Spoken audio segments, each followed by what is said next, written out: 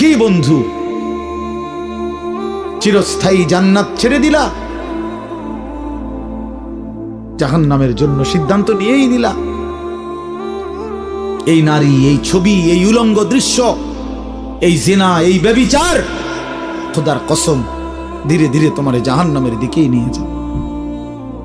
নুআল্লিহি মা তাওয়াল্লা ওয়া নুসলিহি জাহান্নাম।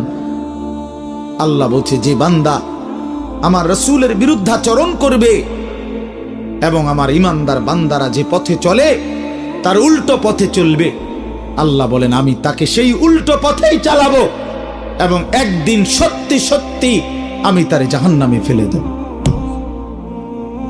খোদার কসম, এটা কোরআন শরীফের আয়াত। আমি এই মাত্র বলে আসছি, বলছি তোমরা যারা আমার একটা কথা মনে করো বাপ, ছেলেদেরকে তোমাদেরকে বলি, বাবা